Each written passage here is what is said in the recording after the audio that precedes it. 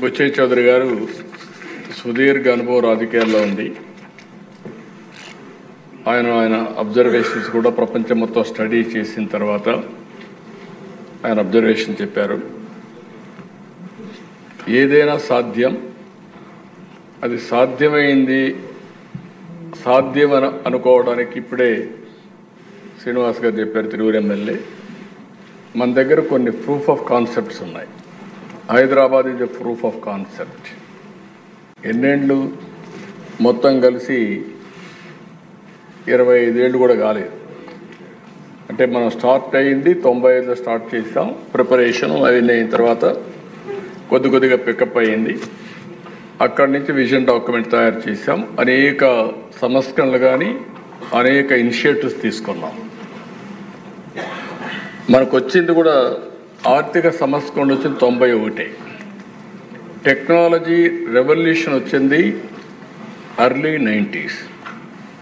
Internet revolution bill gates innovate చేసింది 91, 92 ఆ ప్రాంతంలో వచ్చాడు. మనం 95 నుంచి మనం కూడా స్టార్ట్ చేసాం.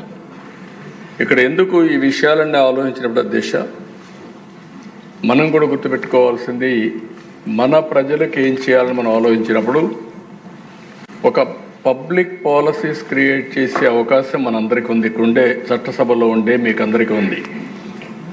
ప్రజలకు ఇది మంచిది, P4 మంచిది, ఈరోజు ఇక్కడ అమలు చేసే పరిస్థితికి వస్తాం. విజన్ డాక్యుమెంట్ తయారు చేస్తాం. ఇందులో కొన్ని పాలసీలు తీసుకురావాలంటే తీసుకొచ్చే పరిస్థితులు ఇక్కడ ఉంటాం. ఈ అవకాశం వేరే వాళ్ళకి రాదు. దీన్ని ఆధారం చేసుకొని బిజినెస్ పీపుల్ కానీ, ఇండస్ట్రీ కానీ, సమాజం కానీ మనల్ని ఫాలో అయ్యే పరిస్థితి వస్తుంది. ఈరోజు 25 సంవత్సరాల దిశ నేను గర్వంగా చెప్పగలుగుతున్నా. ఊరూరికి పోయి చెప్పేవాడిని, మీ పిల్లల్ని బాగా చదివించండి.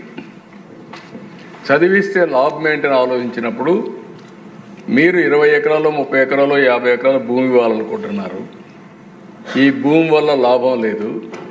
ప్రయోజకుడైతే 100 ఎకరాలు కాదు 1000 కోట్ల రూపాయలు సంపాదిస్తారు. Sky is the limit. అప్రయోజకుడు ఇస్తే మీరు ఇచ్చింది తాగేసి మొత్తం పోగొట్టుకుంటాడు మీ కళ్ళ ముందరనే. మీరు మీ పిల్లలకి ఇవ్వాల్సింది విద్య అని చెప్పేవాడిని. ఐఎమ్ ప్రౌడ్ టు సే దిశ ప్రజల్లో కూడా చైతన్యం ఆ రోజుల్లో. ఊర్లో ఉండేవాళ్ళు టౌన్స్కి వచ్చారు. పిల్లల చదువు కోసమే టౌన్స్కి వచ్చి చదివించారు. ఐటీ మాట్లాడితే ఐటీ చేయించారు. ఆ రోజు నేను చెప్పిన మాట నిన్న కూడా ఒక ఆయన అన్నాడు, మీరు చెప్పితే నేను విన్నాను, మీరు డబ్బులు కూడా ఇచ్చారు, పంపించాను. నా కూతురు బ్రహ్మాండంగా పనిచేస్తూ ఈరోజు నాకు డబ్బులు పంపించి కారు కొనుక్కున్నా, ఇల్లు కట్టుకున్నా, మా అమ్మాయి పంపించిన డబ్బులపైన నేను ఆధారపడ్డానని చెప్పే పరిస్థితికి వచ్చారు దిశ. ఈరోజు ప్రపంచంలో ఏ దేశానికి వెళ్ళినా మీకు ఎవ్వరికి అనుమానం అవసరంలో కావాలని టెస్ట్ చేయండి. ఒక పాష్ లొకాలిటీకి వెళ్ళండి, గట్టిగా తెలుగులో అరవండి. మొత్తం అక్కడ తెలుగు వాళ్ళు వచ్చి అక్కడ ఒక మీటింగ్ ప్లేస్ కాకపోతే చూడండి ఎట్లా సాధ్యమైంది. హైయెస్ట్ పర్ క్యాపిటా ఇన్కమ్ ప్రపంచంలో ఏ దేశానికి పోయినా భారతీయులది. అందులో 33% తెలుగు వారిది. అది తెలుగు వారి యొక్క సత్తా అని చెప్పి మరొకసారి తెలియజేస్తాను. శ్రీనివాస్ గారికి చాలా డౌట్లు ఉన్నాయి. ఒక్కోసారి ఓడిపోతున్నాం అంటే కారణం కూడా మనమే, నేనే. నన్ను ఎవ్వరూ ఓడించలా. 2004, 2019 నాకు కూడా అబ్సెషన్. పని పని పని అని పరిగెత్తాను. ఇది సాధించాలి, ఇది సాధించాలని. దాంతో కొద్దిగా ఎమ్మెల్యేలను సమన్వయం చేయడం కానీ, పార్టీని సమన్వయం చేయడం కానీ, పనులు చేయడంలో కొద్దిగా మనం పరివర్తన ఎప్పుడున్నా కొన్ని లాభసాలు వెళ్తాం.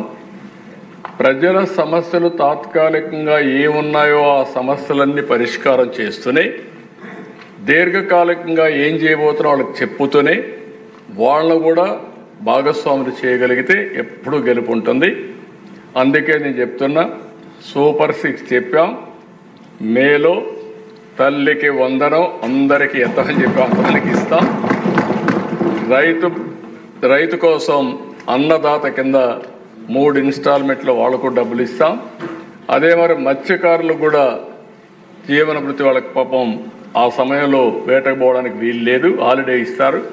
వాళ్ళకు కూడా ఇవ్వాల్సిన 20,000 రూపాయల చొప్పులు ఇస్తాం. ఒక పక్క ఇబ్బందులున్నాయి, గుక్క దిప్పుకోలేని సమస్యలున్నాయి.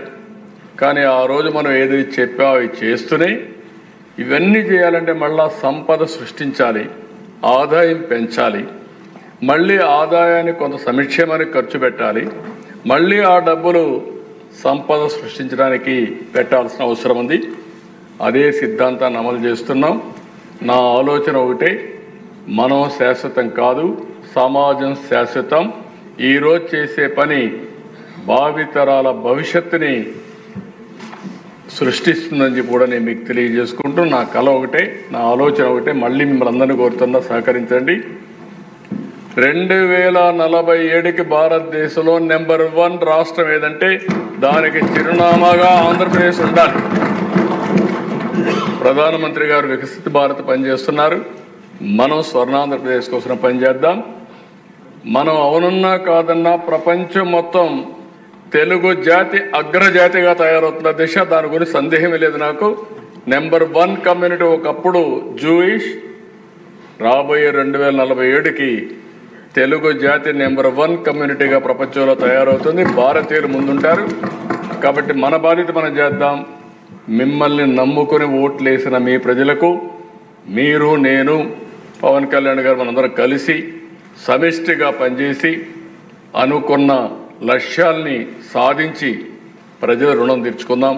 ప్రజలు కూడా కోరుతున్నాను అధ్యక్ష, ఓసారి అన్నీ ఆలోచిస్తారు. ఏదో ఆ తాత్కాలికంగా వచ్చినటువంటి కొంతమంది చెప్పే మాటలు కూడా విని కొన్ని ఇబ్బందులు వస్తున్నాయి. ఇప్పుడు నేను రాజకీయం మాట్లాడడం లేదు. నేను ఎంతోపైన ఒక నిర్దిష్టమైన ఆలోచనతో ఉన్నాను. ఇప్పుడు రాజకీయం మాట్లాడితే రాజకీయం చేశారంటారు కానీ నాకు అనవసరం కూడా.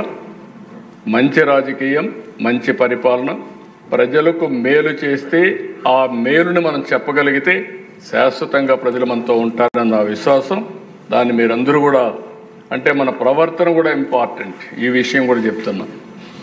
మనం మంచి పని చేయడమే కాకుండా మంచి పని చేసే విధానం, ప్రజలతో మనం మమేకం కావడం, వాళ్ళను కూడా మనం చేసే పని వారి కోసం చేసామని నమ్మే విధంగా మనం ప్రవర్తించాల్సిన అవసరం ఉంది.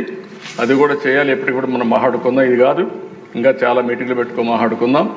ఫైనల్గా నేను మిమ్మల్ని అందరినీ ఒకటే కోరుతున్నా, 30వ తారీఖున తెలుగువారి ఉగాది పండుగ రోజున నూతన సంవత్సరాన్ని ఈ కార్యక్రమాన్ని ప్రారంభిస్తున్నాం. జీరో పావర్టీ, P4 మళ్ళీ ఒక చరిత్ర తిరగరాయిపోతుంది. ఇంతవరకు P3 పబ్లిక్ ప్రైవేట్ పార్ట్నర్షిప్. ఈరోజు మీరు నడిచే రోడ్లు కానీ, మీరు తిరిగే రోడ్లు కానీ, మీరు వాడే టెలిఫోన్స్ కానీ, విమానాలు కానీ అన్నీ కూడా P3 కింద వచ్చాయి. సంపద సృష్టించాం. బుచ్చిజోరు గారు చెప్పినట్టు ఆదాయం కొంతమంది చేతల్లోకి వెళ్ళింది. చాలామంది జీవన ప్రమాణాలు లేకుండా, సరైన ఆహారం లేకుండా, ఆరోగ్యం లేకుండా అవసరపడే పరిస్థితి వచ్చారు. సమగ్రంగా అభివృద్ధి చేయడం మన బాధ్యత. అందుకనే జీరో పావర్టీ, P4 ఆర్థిక అసమానతను తగ్గించగలిగి మెరుగైన జీవన ప్రమాణాలు ఇవ్వగలిగితే దానికంటే రాజకీయం ఇంకోటి లేదు. అది సాధిస్తామని మరొకసారి మీ అందరికీ హామీ ఇస్తూ, ఈ సభ ద్వారా ప్రజలందరికీ విజ్ఞప్తి చేస్తూ, మీరు కూడా భాగస్వాములు కావాలని మరొక్కసారి కోరుకుంటూ, ఎప్పటికప్పుడు నిర్మోహమాటంగా అభిప్రాయాలు చెప్పండి. మీ యాస్పిరేషన్స్ ఉంటాయి. ఒకే రోజు అన్ని యాస్పిరేషన్స్ తీర్చలేం. కానీ రోజు రోజుకు మీ పరిస్థితులు బాగుపడుతున్నాయా లేదా ఆలోచించుకుని పూర్తిగా ఆశీర్వదించవలసిందిగా ప్రజలందరినీ కోరుకుంటూ మీ దగ్గర సెలవు తీసుకుంటున్నాను. మరింత స్ఫూర్తినిచ్చేలా ముఖ్యమంత్రి గారిని ప్రేరేపించిన పెద్దలు బుచ్చయ్య గారికి, కోలికపూడి గారికి ధన్యవాదాలు తెలియజేసుకుంటూ, సభ్యులందరికీ మనవి, రేపు మధ్యాహ్నం 3 గంటల నుంచి ఆటల పోటీలు ప్రారంభమవుతాయి. కాబట్టి ట్రాక్ సూటు, టీషర్టు, క్యాప్స్ అన్నీ పైన MS సెక్షన్లో ఉన్నాయి. అందరూ అక్కడికి వెళ్ళి తీసుకోవాలని చెప్పి కోరుకుంటూ అందరూ ఆటల్లో పాల్గొవాలి. అలాగే రేపు టీ బ్రేక్ సమయంలో ఫోటోషూట్లో సార్ ముఖ్యమంత్రి గారు ఫోటోషూట్లో తమరు అందరూ పాల్గొంటారు. తమరు పవన్ కళ్యాణ్ గారు ఖచ్చితంగా ఉండాలి అని చెప్పి ఢిల్లీ తర్వాత వెళ్తారమ్మా, ఫోటో తర్వాత వెళ్తారు. ఇక్కడేనండి. మీరు ఢిల్లీ ఎప్పుడు బయలుదేరుతారు చెప్తే ఎర్లీ అంటే ఎర్లీ పెట్టు. టీ బ్రేక్ అని అనుకున్నాం సార్. టీ బ్రేక్ 5 నిమిషాలు అటు ఇటు అవ్వచ్చు. ఇప్పుడు ఎవరో సడన్గా వేలుతున్నారు కదా, అంటే around between 11-11:15. 11 okay sir. So 11 o'clockకి గౌరవ ముఖ్యమంత్రి గారు, ఉప ముఖ్యమంత్రి గారితో మనందరికీ ఫోటో షూట్. ఇందాక నెట్వర్క్ గురించి ముఖ్యమంత్రి గారు అన్నారు. మంత్రి గారు పవన్ కళ్యాణ్ గారు. Thank you sir. గౌరవ ఆదోని శాసనసభ్యులు చెప్పింది కీలకంగా ఒక మాట అన్నారు. జాతీయ ఉపాధి హామీ పథకం అది రాజకీయ ఉపాధి హామీ పథకం అయిపోయింది. అది గత ప్రభుత్వం టైంలో రైట్ ఏమో, కానీ మన ఎన్డీఏ ప్రభుత్వం టైంలో దాన్ని నేను తీసుకోవట్లేదు. ఖచ్చితంగా గత ప్రభుత్వం చేసిన వారసత్వంగా వచ్చినవి ఈ కరప్షన్ మనం హ్యాండిల్ చేస్తాం ఈ రోజున. వన్స్ నేను పంచాయతీరాజ్ శాఖ బాధ్యతలు తీసుకున్న తర్వాత మొట్టమొదటి దృష్టి పెట్టింది కూడా జాతీయ ఉపాధి హామీ పథకం కింద అసలు ఏమేమి అవకతవకలు జరిగినాయి. ఇప్పుడు ఎంత గొప్ప పాలసీ పెట్టినా, పథకం పెట్టినా జనం అందరూ అంటే మనకి పార్టీలు కొల్యూడైపోయి అందరూ అంటే ఒకళ్ళని కరప్షన్ చేసామని అర్థం చేసుకోగలం, కానీ ఒక గ్రూప్స్ కొల్యూడైపోతే తప్పులు నిర్ధారించడం చాలా కష్టమైపోతుంది. ఇప్పుడు ఇందాక ఉదాహరణకి మేము రాగానే ఫస్ట్ చాలా ఎక్స్టెన్సివ్గా కూర్చున్నాం, ముఖ్యంగా ఈ సోషల్ ఆడిట్ డైరెక్టర్ తోటి, ప్రిన్సిపల్ సెక్రటరీ గారితో కూర్చున్నప్పుడు వరుసగా చాలా ఆల్మోస్ట్ 1-2 months రివ్యూ తర్వాత సోషల్ ఆడిట్ డైరెక్టర్ ఎవరైతే జాతీయ ఉపాధి హామీ పథకంలో అవకతవకలు ఎవరైతే చేస్తున్నారో వాటిని జరగకుండా నిలువరించాల్సిన వ్యక్తి అతనే అవినీతికి పాల్పడ్డాడు అధ్యక్ష. అందుకని వెంటనే అతన్ని తీసి పక్కన పెట్టేశాం. అవి కాకుండా మేము తీసుకున్న ఇమ్మీడియట్ చర్యలు ఏంటంటే అధ్యక్ష, ఒకటి మేము ఈ social audit, vigilance cell, quality control 3 కొత్త వాళ్ళని పెట్టాం అధ్యక్ష. కొంచెం ఎఫెక్టివ్ పీపుల్ని పెట్టాం. ఇప్పుడు ఉదాహరణకి సోషల్ ఆడిట్ని ఒక 2 months బ్యాక్ పెట్టాం, చాలా మందిని సార్ట్అవుట్ చేసి వన్ హూ ఇస్ కేపబుల్ అలాంటి వ్యక్తిని పెట్టాం అధ్యక్ష. అలాగే విజిలెన్స్ సెల్కి చీఫ్ విజిలెన్స్ ఆఫీసర్ని పెట్టాం, 5 months అయింది. అలాగే headed by chief quality control engineer పెట్టాం అధ్యక్ష, సీనియర్ మన రిటైర్డ్ ఇంజనీర్ ఒకరిని పెట్టాం. మేము చేశాక మేమేం చాలాసార్లు ఉదాహరణకి 2024-25లో అబ్జెక్షనబుల్ ఎక్స్పెండిచర్ అంటే ఇది అవినీతికి దారి చూపిస్తున్నాయని చెప్పి దాదాపు 250 కోట్ల అవినీతి జరిగింది అని చెప్పేసి సోషల్ పీపుల్స్ ఆడిట్ ఫోరం నుంచి మనం దాదాపు ఇప్పటికీ 546 మండలాల్లో మనం సోషల్ ఆడిట్ చేసాం ఇప్పుడు దాకా ఆడిట్ ఫోరం. ఇంకొక మిగతా మండలాలు 660లో 546 చేసాం అధ్యక్ష. మార్చి 31కి అయిపోతుంది. దాంట్లో 24-25కి 250 కోట్ల అవినీతిని ఉంది అనేది చేశారు ఇదంతా. కానీ ఇది ప్రాజెక్ట్ డైరెక్టర్ పీడీ చూసిన తర్వాత 71 కోట్ల మటుకే out of 250 crores only 71 crores recover చేయాలి అనేది ఆయన ఆర్డర్ చేశారు. దేనికంటే గౌరవ సభ్యులందరూ చెప్తున్న దాంట్లో మనకు అవినీతి జరిగిందని తెలుసు. అక్కడ అందరూ మస్తర్లో ఫాల్స్గా చేశారు, పనులు చేయకుండా రిజిస్టర్ చేసుకున్నారు, లేదంటే జేసీబీలు పెట్టి చేశారు, ఇవన్నీ ఉంటాయి. కానీ ఎక్కడా కూడా ప్రూఫ్కి దొరకలేదు. సో దానివల్ల just lack of evidence only out of 250 crores only we could recover, అంటే రికవరీకి ఆదేశం చేసింది 71 కోట్లు. As on now 75.84 lakhs have been recovered అధ్యక్ష. అంటే 250 కోట్ల అవినీతి జరిగిందని గుర్తింపబడింది, కానీ సరైన సాక్ష్యాధారాలు లేకపోవటం వల్ల ఓన్లీ 71 కోట్లకే రికవరీ చేయాలన్నది ప్రాజెక్ట్ డైరెక్టర్ వాళ్ళ బాధ్యత అది. సో దాని నుంచి 75.84 లక్షలు యాజ్ ఆన్ చేసాం. ఇంకా still we have enough time అధ్యక్ష. కానీ దీన్ని ప్రతి చాలా లోతుగా దీన్ని చేస్తున్నాం. And we have a very good team which will take it forward. ఇంకా 2 మీరు అడిగింది అధ్యక్ష, ఇందాక మన పార్థసారథి గారు అడిగింది మినిమం వేజ్ పెంచాలి ఇదనంటే wage rate revision central government కింద ఇప్పుడు 25-26కి ఎంత పెంచాలి అనేది as on for minimum wage 300 రూపాయలు అధ్యక్ష. 24-25 మనం అందరూ గుర్తుపెట్టుకోవాల్సింది, గౌరవ సభ్యులు కూడా, ఇది సెంట్రల్ గవర్నమెంట్ ఇచ్చేది కానీ ఇది మనం రాష్ట్ర ప్రభుత్వం నుంచి వచ్చేది కాదు. అందువల్ల వేజ్ కాంపౌండ్ మనం డిసైడ్ చేయం అధ్యక్ష ఇది. సో యాజ్ ఆన్ టుడే ఇది 24-25కి 300 రూపాయలు. దీన్ని ఆ రివిజన్కి 25-26కి కేంద్ర ప్రభుత్వం దాని మీద సంసిద్ధంగా ఉన్నారు చేయడానికి. అలాగే వేజ్ పేమెంట్ ఇంకా పెండింగ్స్లో ఉన్నాయని చెప్పారు. అది జనవరి 8 నుంచి government of India has 8th inform చేశారు మాకు దట్ ఇట్ విల్ బి తొందరలోనే క్లియర్ చేస్తాం. ఎందుకంటే అది సెంట్రల్ నిధుల నుంచి రావాలి కాబట్టి మేము రాష్ట్ర ప్రభుత్వం తరపు నుంచి మేము వెయిట్ చేస్తాం అధ్యక్షుడు.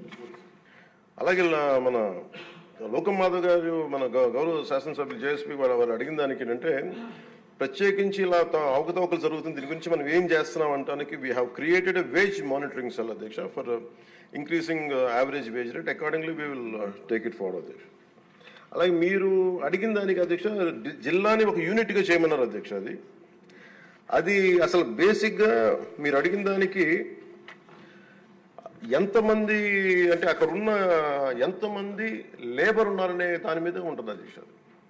అంటే ఎక్కడ ఎక్కువ పని దినాలు అవసరం, ఎక్కడ లేబర్కి ఎక్కువ పని, దాని మీద బేస్ అయింది తప్ప వేరేలా కాదు అధ్యక్ష. సో మాకు ఉన్నదానికి ఏంటంటే గవర్నమెంట్ ఆఫ్ ఇండియా మన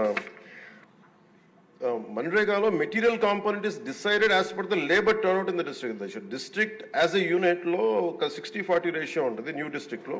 సో దాన్ని మేము ఒకసారి చూసి మీకు తెలియజేస్తాం అధ్యక్ష. ఖచ్చితంగా we will take it into consideration when we go to Delhi also will take it forward what are the honourable members raise the question they have raised.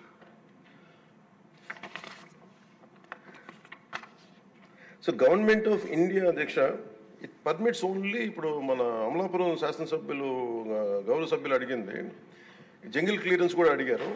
But government of India very clearly said only 266 works should be taken under NREGA అధ్యక్ష. దాంట్లో jungle clearance అనేది లేదు అధ్యక్ష. So దానివల్ల అది మన పరిధిలో లేనిది. ఇక అవసరమైతే ఇందాక మేము గౌరవ ముఖ్యమంత్రి గారితో మాట్లాడి ఇది చాలాసార్లు గౌరవ మంత్రి అచ్చెన్నాయుడు గారు చాలాసార్లు క్యాబినెట్లో ఇదే విషయం ఆయన కూడా ప్రస్తావించారు. ఇది ఫైనల్గా ఒకసారి దీన్ని మనకి నరేగాలో రాలేనప్పుడు, జాతీయ ఉపాధి హామీ పథకంలో రాలేనప్పుడు దీనిని మనం రాష్ట్ర ప్రభుత్వంగా మనం దాన్ని ఎలా చేయాలని, jungle clearance is a big issue, this all understood sir. అది కొంచెం ఇబ్బందికరమైన ఇష్యూయే. అది గౌరవ మంత్రి అచ్చెన్నాయుడు గారు చాలా పర్యాయాలు అది తెలియజేశారు ముఖ్యమంత్రి గారికి కూడా. ఇది ఒకసారి క్యాబినెట్లో కూర్చొని అది డిసైడ్ చేస్తాం, తెలియజేస్తాం అధ్యక్ష. Thank you.